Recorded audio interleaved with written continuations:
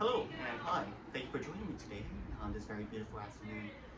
My name is Christopher Kilova, and I'm here to show you some tips and tricks that I use when doing digital sketching. Um, yeah, and see if there's anything that you like here, and then maybe you want to somehow get into digital sketching as a hobby or maybe in a professional field. But yeah, very simple tutorial. No stress, very calm, zen. Alright, so without further ado, let's get started. I'm gonna go show you guys some of the tools first, the things I use to draw. So yes, let's get into it. Alright, so the number one thing that I use is, of course, is iPad. This is a 2019 model. It's not the high tier, it's probably the lower tier of the iPads. But for me, what I think that is good is just learning to know what's comfortable in your style and what tools can provide that uh, that that style that you want. And for me, this iPad works perfectly well. And the, if you guys want the more expensive tier iPads to do your work, by all means, that's great. But for me, it's the 2019 model. It does the job. Nothing really special, but it's just iPad. Alright, so the next thing that I have is the screen protector. So the screen protector is the paper field screen protector. This thing is super cool. I love this so much because for me, growing up, I probably wasted my entire teen years sketching. In class, I would sketch like on my notepads, my notebooks, and my textbooks. And what I love about this is that this screen protector recreates that feel of that paper-like texture on your drawing device. So on here I already have the paper feel screen protector. It has a very matte, very resistant feel to it when drawing. If you guys ever use a screen protector on your devices, you notice that most screen protector, the very basic screen protector, has a very high gloss and it has a lot of slide to it. With this, it creates a little resistance on your pencil, so when drawing, it just makes it easier. If you start out drawing on notepads and sketch pads and art pads, this screen protector here recreates that. Next thing I have is this Apple Pencil Generation 1. It's not the Gen 2, but it's a Gen 1. It's great. It's a pencil. It's pretty much what you need to know. Alright. So with that, the pencil is a great thing because you can switch out the tips. Tips are super important. But the basic Apple tip that comes with is very round, very blunt tip. And I don't like that. It's not my thing. But you can see I already switched it out. But this is the tip that the Apple pencil comes with. Very round, very blunt. It's very big in my opinion. But with the fine tip, which I bought, it's very cool. It's like it has a, you can see there's a very small middle tip to it. And with this, because I like to do a lot of surrealism sketching, that it helps with the straight lines, the cross hatching, connecting lines together without without the fear of going over your lines or under. This is more precise, and I really like that. Another must-have that you don't really need to have is, of course, a Apple Pencil base stand. This is to help protect your tips on your desk, and a place where you know that your Apple Pencil has a place to go when not in use. Another tool that I use is the skins for the pencil. That provides grip, excellent grip. This one you can just get from Amazon. The style they got is like a number 2 pencil style where it has very angular sides to it. So for me, the gripping is very easy and it feels great. Right, so let's put that on. And the last and final item that I use on my artwork is the iPad easel stand. So this easel stand, you can easily get this for like $50 on Amazon, and buttons. Very basic. Nothing too flashy. It's just it helps prop up your iPad, which is super important because if you don't have easily, you probably be spending a lot of time staring downwards at the desk with your iPad, and over time that really creates pain and discomfort in your spine and your neck area and your hands. But with this, it helps angle your iPad to the right angle for your personal comfort, and ergonomically it feels great. It's kind of like recreating that painter easel most artists would have, but this is for your iPad. And there is various angles to prop it up to, and it just makes it a lot easier if you have this. If you don't have this, it's not a big deal, but to have it would be highly useful.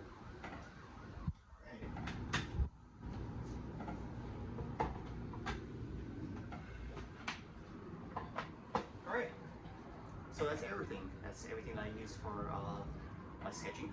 So I'll just get started, and I'm gonna open up the application. Alright guys, here we are. We are on the home screen of the iPad. The application that I like to use when doing my artwork is the Clip Art Studio. That's the icon looks like this right here. Clip Studio Paint. Forgive me, butchered the name. All right.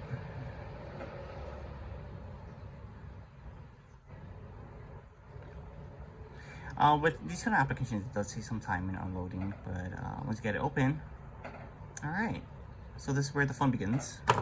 So I normally have everything preset. So when starting a new artwork, I always go to File, New. It was already preset to the paper style and size that I want. All right. So for me, I just used a real easy, basic tool, and this tool is just pencil. And I like to draw in blue ink because it's very, for me, it's very reminiscent to like drawing with like a ballpoint pen. So yeah, this is it.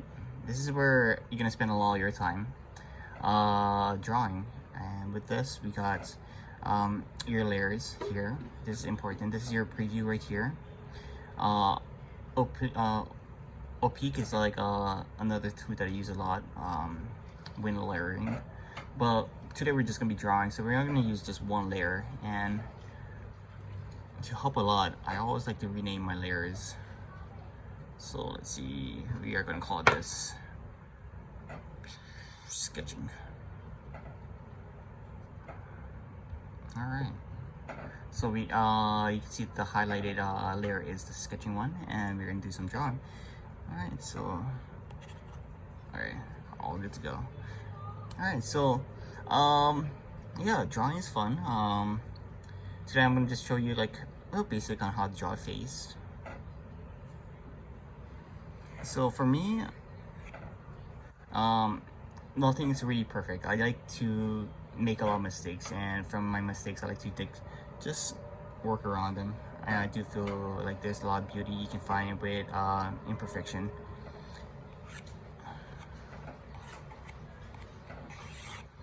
Alright, real basic. I'm gonna draw a face, real generic face, nothing special, but we'll do it like eyebrows, eyes, nose, mouth, chin, and face.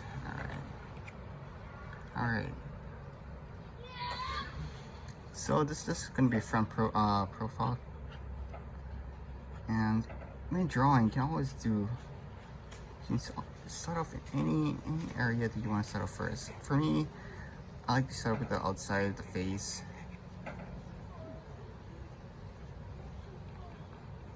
And it doesn't always have to be perfect. You can always go back and fix your sketches. But yeah, this is what I like to get started with. And the great thing about this is like it's almost like working with a real pencil and paper. You know, it's very light and it's very pressure sensitive. So the harder you press,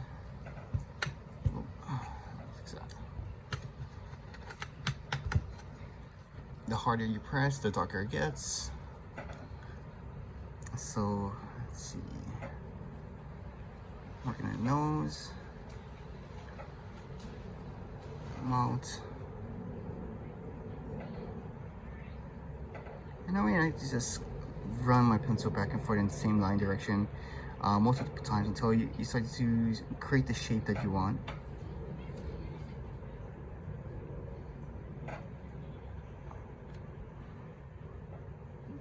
So the guy I'm drawing has like a little half crooked smile. You see the lips, chin, nose, a little shadow.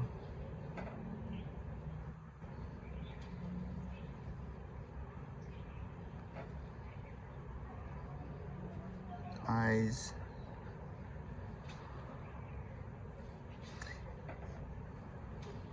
In my opinion, I think eyes are like probably the hardest thing to draw.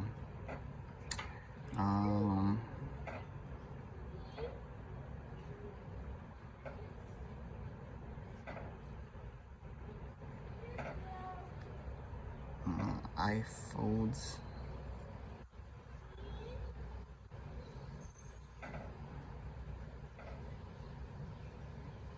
Pupil.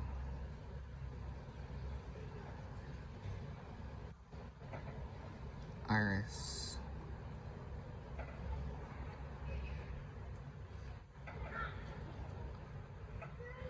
Alright, let's start to take shape.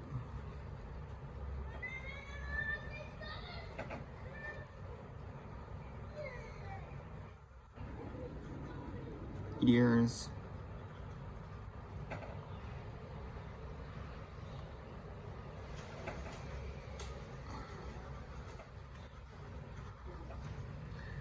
So yeah, when drawing, the great thing is that there is no right or wrong way of drawing. You just keep doing it until you find your style.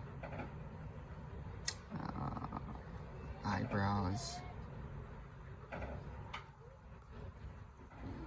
Let's see. Eyebrows.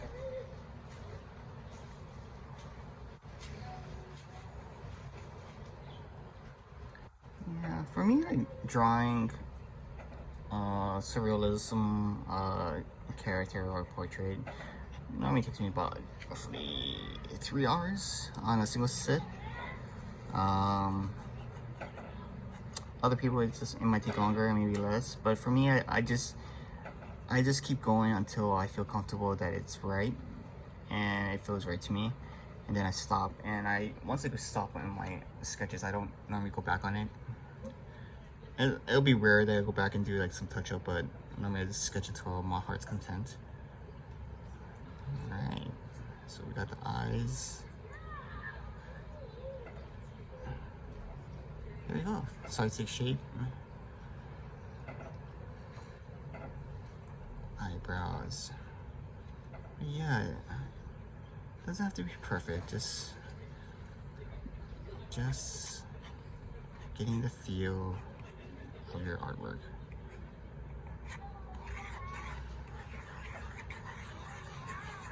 Okay, traps.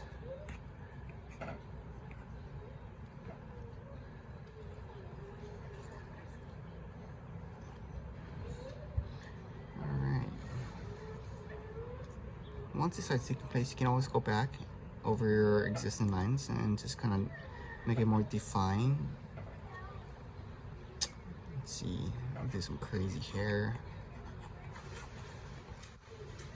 Give them mop top.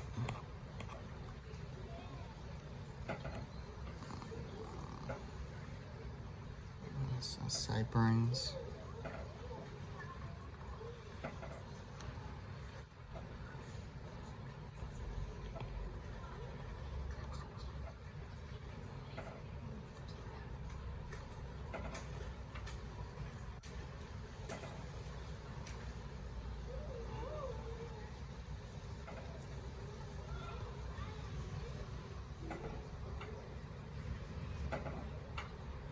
Shadows.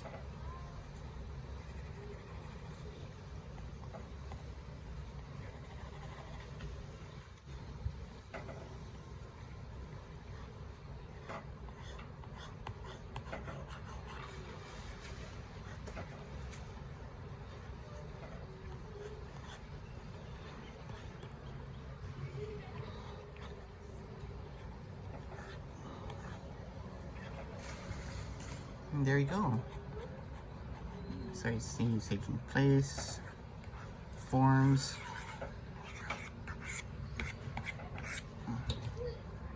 And darken the hair a bit.